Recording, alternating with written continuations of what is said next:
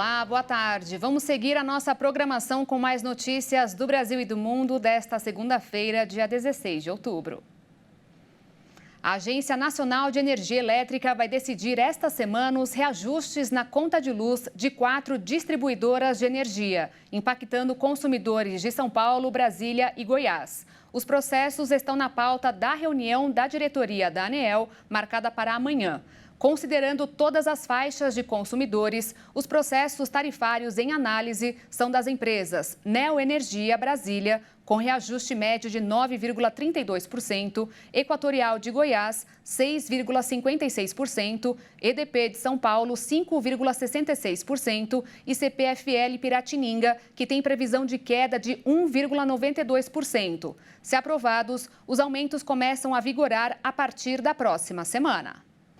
Em Manaus, o Rio Negro alcançou hoje a marca de 13 metros e 59 centímetros, a pior seca da história registrada na capital do Amazonas, de acordo com dados do Porto da capital, que monitora o ritmo de subida e descida das águas. O Porto da capital também informou que no dia 24 de outubro de 2010, o rio chegou a descer para 13,63 metros. Na época, foi considerada a seca mais severa desde que as mediações hidrológicas foram instaladas no Rio Negro em 1902. Agora, 13 anos depois, a marca foi ultrapassada 8 dias antes. E as águas continuam baixando, uma média de 13 centímetros por dia, conforme o Porto de Manaus.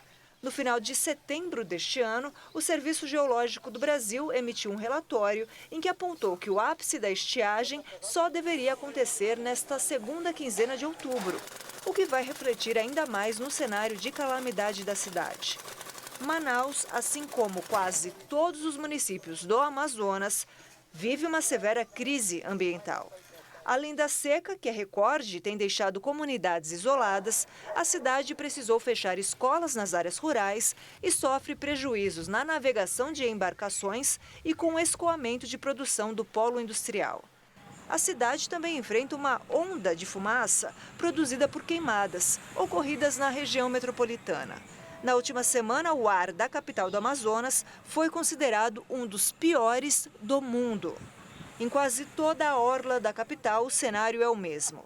O rio sumiu e deu lugar a bancos de areia e com apenas pequenos filetes de água.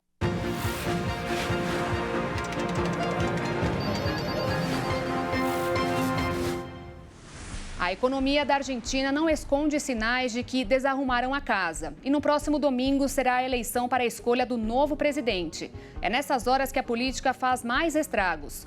Tudo em nome de um mandato de chefe do governo. O atual ministro da Economia, que também é o presidente da República, Sérgio Massa, lançou um pacote há alguns dias para dar isenção de imposto de renda, benefícios para aposentados e congelar alguns preços. Se fosse uma bula de remédio, estaria na parte das contraindicações. Até porque uma hora alguém vai ter que pagar estes presentes. Mas para quem pensa em ganhar votos, está tudo certo. Aplica colírio para curar uma catarata. O argentino não é cego, porque tem uma maior cultura política. Mas quando a fome aperta, a alternativa para muitos é engolir um bife de fígado pensando que é filé mignon. Mas não é.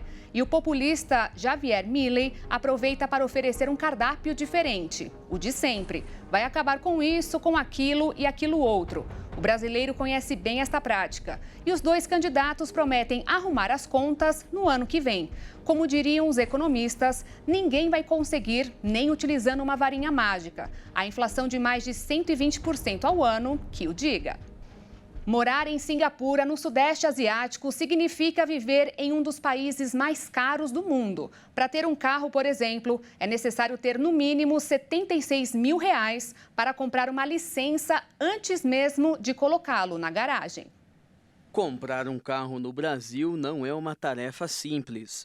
Juntar dinheiro para uma boa entrada, fazer uma poupança ou um consórcio ou até mesmo um financiamento são algumas das principais formas de conquistar um veículo no país. Mas em Singapura, a dificuldade é ainda maior. Antes de adquirir um carro, as pessoas devem comprar um certificado de titularidade de 10 anos. E o valor deste documento é de US$ 76 mil, ou quase R$ 400 mil.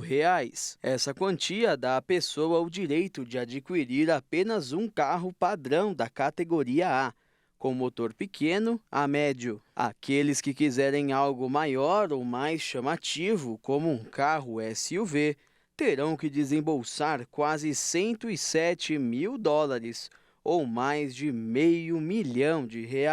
O sistema de cotas foi introduzido em 1990 para minimizar o tráfego e reduzir as emissões numa região com pouco espaço que abriga 6 milhões de habitantes. A medida tornou os carros inacessíveis aos residentes médios de Singapura, onde o rendimento familiar mensal médio é de pouco mais de US$ 10 mil singapurianos, ou R$ 38 mil. Os moradores locais dizem que viver em Singapura ficou extraordinariamente caro nos últimos anos, em meio à inflação persistente, ao aumento dos custos da habitação pública. Mas os defensores do sistema de cotas dizem que ele ajudou a poupar Singapura do tipo de congestionamento que rotineiramente assola outras capitais do Sudeste Asiático, como Bangkok, na Tailândia, e Jakarta, na Indonésia. E com salários de mais de R$18 mil, o Instituto Brasileiro de Economia da Fundação Getúlio Vargas fez um levantamento de quais profissões com ensino superior são as mais bem pagas do Brasil em 2023. Os médicos especialistas lideram a lista de profissionais mais bem pagos no país, seguido por matemático, geólogo, engenheiro, mecânico e desenvolvedor de software. Já os trabalhadores com menor rendimento médio são os professores de pré-escola e outros profissionais de ensino. O resultado foi possível a partir de dados da Pesquisa Nacional por Amostra de Domicílio, do Instituto Brasileiro de Geografia e Estatística, coletado no segundo trimestre do ano, em que foram analisadas informações de pessoas que trabalham em empresas privadas em ocupações que exigem ensino superior. Assim, foi possível listar as profissões citadas com maiores e menores salários no país. A pesquisa também analisou esses valores em relação a 2012 e mostrou que o salário dos médicos especialistas, por exemplo, apesar de ser o maior da lista, caiu 13% nos últimos anos. Já os desenvolvedores de páginas de internet e multimídia tiveram a maior valorização salarial neste período, apresentando um rendimento médio de 91% maior do que há 10 anos. Esse crescimento é natural devido ao desenvolvimento tecnológico da sociedade, mas também teve um grande impacto da pandemia de coronavírus, já que as pessoas tiveram que utilizar a tecnologia para comprar produtos, desenvolver suas atividades, e isso gerou uma pressão muito grande nesse setor para que as empresas tornassem suas ferramentas de trabalho mais tecnológicas. O salário dos professores, por sua vez, apresentou um crescimento real ao longo da última década, mas a profissão continua sendo mal remunerada. A alternativa para muitas pessoas tem sido trabalhar por conta própria. A abertura de empresas ganhou uma velocidade impressionante este ano. E segundo a Serasa Experian, mais de 70% dos novos negócios são do setor de serviços. O Brasil criou 2.117.000 novas empresas nos primeiros 6 meses de 2023, uma média de 12 empreendimentos por minuto. De acordo com a Serasa Experian, o total de novas empresas representa uma alta de 2,5% na comparação com o mesmo período de 2022. O destaque do período é o ramo de serviços, com alta de 5,8%, atingindo mais de 1,5 milhão ou 71,7% das novas empresas. O comércio representou 20,8% do total e a indústria 6,3%. De acordo com o levantamento, o segmento de serviços de alimentação, com restaurantes, lanchonetes e food trucks, foi o que mais registrou aberturas no período, com 140.808 novos empreendimentos. A criação de empreendimentos evidencia a tendência de avanço do setor de serviços, com um baixo investimento necessário e velocidade de retorno, o que pode ser mais rápido, especialmente na área de alimentação.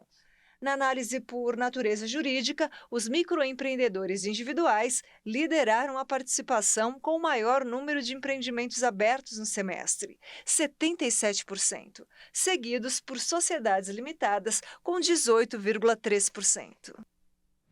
E eu fico por aqui e agradeço a sua companhia. Mais notícias daqui a pouquinho às 6h30 com a Maria Alice Dias e Kleber Werneck. Às 10 da noite eu volto ao vivo ao lado de Alexandre Giaquetto no Jornal das 22 e espero por você. Desde já, uma excelente semana. Tchau.